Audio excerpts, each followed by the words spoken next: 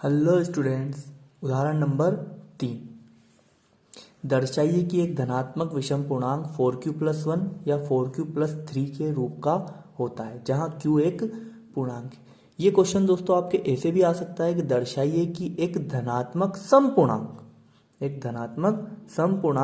4q और 4q+2 के रूप का होता है। यहाँ 4q और 4q+2 दे देगा तो हम धनात्मक विषम पूर्णांक के लिए और धनात्मक सम पूर्णांक के लिए भी आंकड़े मिलेंगे हमको। आपके चाहे वो आ जाए चाहे ये आ जाए, आपको इस सवाल को पूरा ही करना है जैसे मैं करवाता हूँ आपको। देखना यहाँ पर ऐसे सवाल करने के लिए मैंने जैसा उदाहरण 2 में भी आपको बताया है, हमको क्या करना होगा, यूक्लिड विभाजन प्रमेयिका को लिखनी होगी। उसी की सहायता से हम इस सवाल को प्रूफ करेंगे। कुछ भी नहीं है, हमको यहीं पर देख लेना। देखो डायरेक्ट, क्या ये 2 से विभाजित है? नहीं है, इसलिए ये विषम पूर्णांक है। क्या ये 2 से विभाजित है? नहीं है। अभी आपको लास्ट में बताऊंगा इसको किस प्रकार से विभाजन देखेंगे इसके अंदर अपन। तो नहीं है तो इसलिए ये भी विषम पूर्णांक है। तो जो चीज विभाजित है वो सम पूर्णांक हो जाएगी, जो नहीं है वो विषम पूर्णांक हो जाएगी। बस इसको आपको यहाँ पर करना है, बस इसको लिखना है थोड़ा सा यूक्लिड विभाजन प्रमेयिका की सहायता से। तो देखना दोस्तों, आपके पास यूक्लिड विभाजन प्रमेयिका क्या है? यूक्लिड विभाजन प्रमेयिका से आप चाहे तो यूक्लिड विभाजन प्रमेयिका का यहाँ पर पूरा कथन भी लिख सकते हैं, बहुत ही अच्छी बात है। और नहीं लिखें तो बस ये लिख दे, यूक्लिड विभाजन प्रमेयिका से a बराबर bq+r, जहां r का मान जो है वो 0 से बड़ा या बराबर और b से छोटा होता है। पूरा कथन लिखना है तो कैसे लिखेंगे? यूक्लिड विभाजन प्रमेयिका से दिए गए दो पूर्णांक a और b के लिए अद्वितीय पूर्ण संख्याएं q व r इस प्रकार विद्यमान है कि a बराबर bq+r। ठीक है, जहां r का मान 0 से बड़ा या बराबर और b से छोटा, रिमाइंडर है ना, शेषफल होता है यहाँ पर। तो आगे की बात करें, इस सवाल को करने के लिए हमको क्या करना पड़ता है? सबसे पहले b का मान मानना होता है। माना b बराबर कितना मानेंगे? हमको प्रश्न से मिलेगा। b क्या है? जो q के साथ रहती है। q के साथ रहने वाली संख्या ही क्या कहलाती है? b कहलाती है। तो प्रश्न में ढूंढे q के साथ कौन रह रहा है? 4 रह रहा है। यहाँ देखें q के साथ कौन रह रहा है? 4। तो b बराबर कितना मान लेंगे हम? 4 मान लेंगे। यहाँ रख देंगे b का मान, यहाँ भी रख देंगे और यहाँ भी रख देंगे। तो a बराबर 4q+r। यहाँ देखेंगे 0 is greater than equal to r is greater than 4। अब यहां से आपको r का मान मिलने वाला है। जैसे ही b का मान रखोगे यहां से r का मान मिल जाएगा। ये स्थिति अब क्या कह रही है कि r का मान है 0 के बराबर भी हो सकता है, मतलब कि r का मान 0 भी हो सकता है। देखो बराबर का चिन्ह लगा हुआ है नीचे, तो r का मान 0 भी हो सकता है ना। अब r का मान जो है 0 से बराबर या 0 से बड़ा, देखो ये 2 डंडे लगे हुए, 0 से क्या होगा? बड़ा। बड़े का अर्थ है 0 से बड़ा क्या हो सकता है? 1 हो सकता है, फिर क्या हो सकता है? 2 हो सकता है, फिर क्या हो सकता है? 3 हो सकता है। ऐसे अनंत तक जा सकते हैं। लेकिन यहाँ पर अपने पास में पाबंदी लग गई है कि हमको 4 भी नहीं लेना है, 4 से छोटा लेना है। r का मान 4 से छोटा लेना है। तो 4 से छोटा तो 3 ही होता है, 4 को शामिल नहीं करना है। तो हमको r के मान कितने मिल गए? 4 मान मिल गए। 1 2 3 4, या तो 0 या 1 या 2 या 3। क्लियर है क्या कहानी? अब जितने r के मान मिलते हैं हमारे पास उतनी ही स्थितियां बनती है। जितने r के मान मिलते हैं हमारे पास उतनी ही स्थितियां बनती है। तो देखेंगे स्थिति नंबर 1, क्या देख रहे हैं हम? स्थिति नंबर 1 देख रहे हैं। स्थिति नंबर 1 क्या कह रही है कि जो समीकरण, इसको हम कितनी दे देंगे? देखना, ये वाली जो समीकरण बनी है इसको समीकरण नंबर 1 नाम दे देंगे। समीकरण नंबर 1 में r का मान रखते जाएंगे, आपका सवाल कंप्लीट होता जाएगा। देखो कितना आसान हो गया है सवाल हमारे लिए। यूक्लिड विभाजन प्रमेयिका लिखी, b का मान रखा प्रश्न से मान के 4, यहां से हमको r के 4 मान मिल गए, 1 2 3 4। इस r के मान को यहाँ रखते जाएंगे और स्थितियां कंप्लीट होती जाएगी। देखना यहाँ पर, तो r बराबर 0 रखने पर, कहां पर रखने पर? समीकरण 1 में। समीकरण 1 में r बराबर कितना रखने पर? 0 रखने पर। तो रखेंगे तो a बराबर 4q+0। तो a बराबर कितना आया दोस्तों? 4q आया। अब यहां पर देख लेंगे अपन ये 4q क्या है। यदि ये 4q 2 से विभाजित हो जाता है, यदि ये 4q 2 से विभाजित हो जाता है तो हम कह देंगे ये धनात्मक सम पूर्णांक है। यदि ये 2 से विभाजित नहीं होता है तो हम कह देंगे धनात्मक विषम पूर्णांक है। 4 तो हो रहा है 2 से विभाजित। बात आती है q की, क्यू क्या है, हमसे प्रश्न में बोला गया है कि क्यू जो है एक पूर्णांक है, एक पूर्णांक है, तो क्यू का मान रख लेते हैं अभी। तो 4 इंटू 1/2, क्यू की जगह क्या रख लिया, 1 रख लिया। 4 इंटू 2/2, क्यू की जगह कितना रख लिया, 2 रख लिया। आगे देखें, 4 इंटू 3/2, हल करें। 4 एकम 4, 4 में 2 का भाग लगाएं, चला जाएगा क्या, आंसर कितना आएगा, 2 आएगा, पूरी बार भाग चला गया। 4 दूना 8, 8 में 2 का भाग लगाएं, चला जाएगा क्या, 4, आंसर आ जाएगा। 4 तिया 12, 12 में 2 का भाग लगाएं, 6, आंसर आ जाएगा। भाग जा रहा है ना, पूरी बार भाग जा रहा है, मतलब कि 2 से विभाजित है। ये पूरी 4Q जो है 2 से विभाजित, तो हम लिखेंगे यहां पर चूंकि 4Q 2 से विभाजित है, इसलिए 2 से विभाजित है। यदि जो संख्या 2 से विभाजित हो जाती है तो वो सम संख्या होती है। जो संख्या 2 से विभाजित हो जाती है तो वो कौन सी संख्या होती है, सम संख्या। यदि विभाजित नहीं होती है तो वो विषम संख्या होती है। तो हम यहां लिख देंगे कि 4Q जो है धनात्मक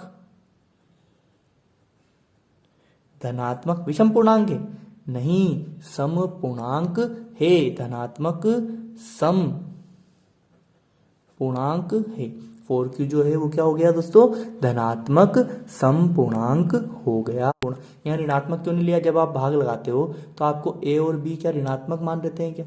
आप जब भाग लगाते हो भाज्य और भाजक धनात्मक ही मिलता है ना, और Q का मान भी आपको क्या मिलता है, धनात्मक, इसलिए BQ भी क्या रहेगा, धनात्मक रहेगा। तो ये बात काय की जा रही है, धनात्मक की जा रही है। और ये देखो 2 से विभाज्य इसलिए सम हो गया, धनात्मक सम पूर्णांक है। स्थिति सेकंड की बात करें, ये हमारा सवाल था ही, इसको तो हम सवाल में नहीं भी करते चलते। मैंने कहा ना धनात्मक पूछे तो ये हो जाएगा, लेकिन कर देंगे, कोई दिक्कत नहीं है। चारों स्थिति आपको तो बस याद रखनी, जितने आर के मान मिले उतनी स्थितियां लिखनी, जितने आर के मान मिले उतनी स्थितियां लिखनी है। देखें अब स्थिति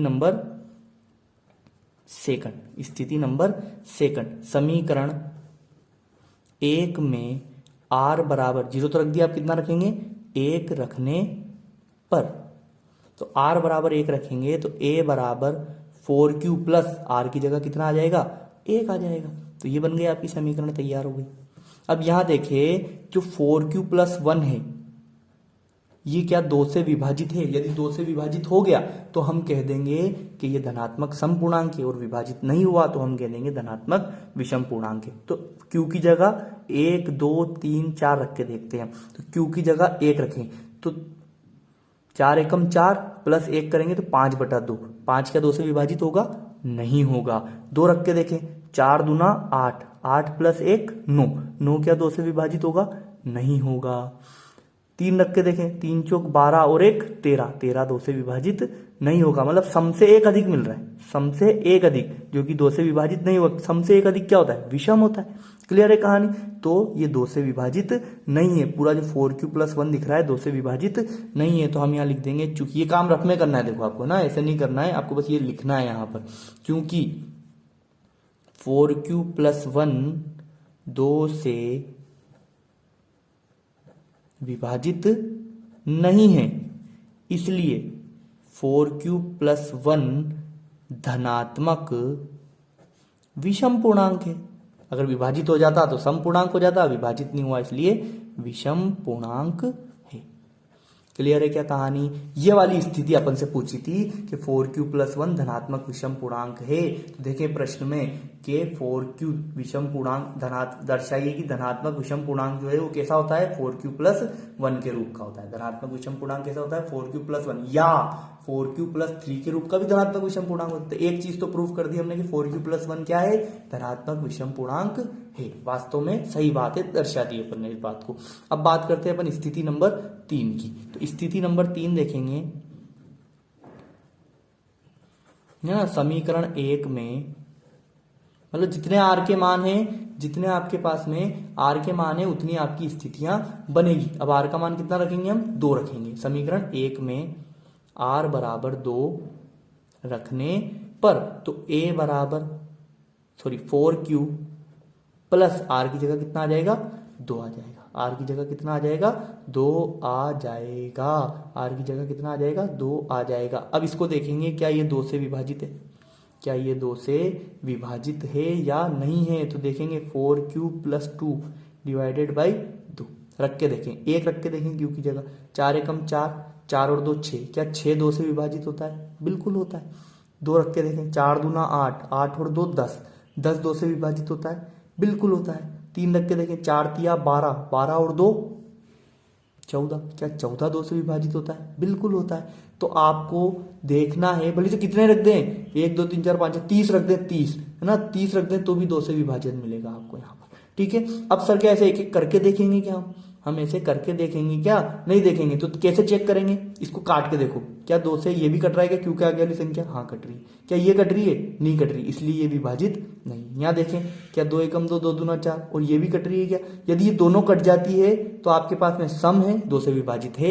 यदि ये दोनों नहीं कटती है तो ये 2 से विभाजित नहीं। आसान तरीका देखो देखने का, यदि 2 से ये दोनों कट जाए, 2 से ये दोनों कट जाए तो 2 से विभाजित है।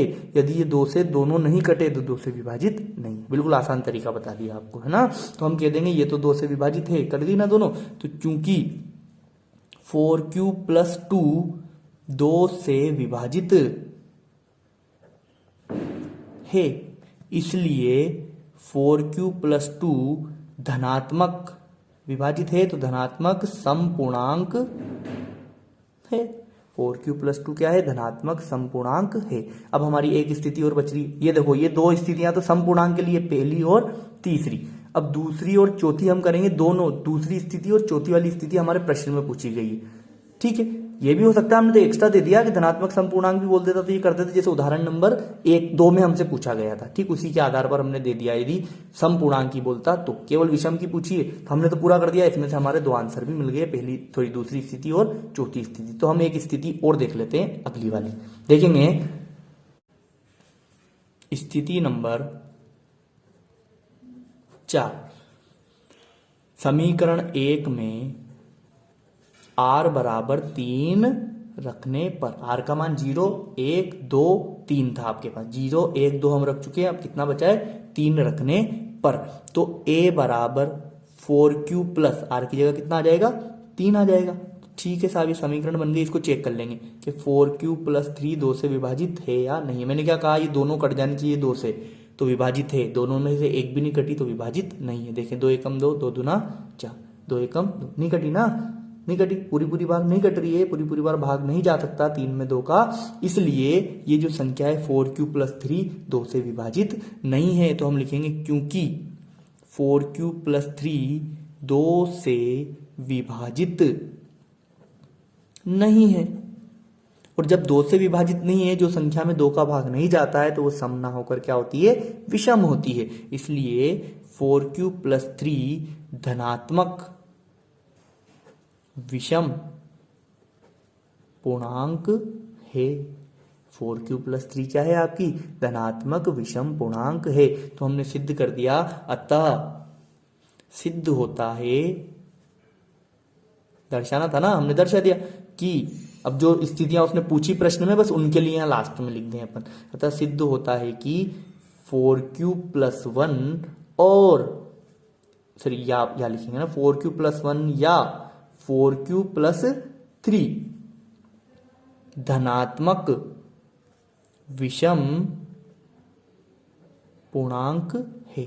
4q + 1 या 4q + 3 धनात्मक विषम पूर्णांक है। तो ये आपका उदाहरण नंबर 3 समाप्त हुआ। बाकी की चर्चा हम नेक्स्ट वीडियो में करेंगे। धन्यवाद।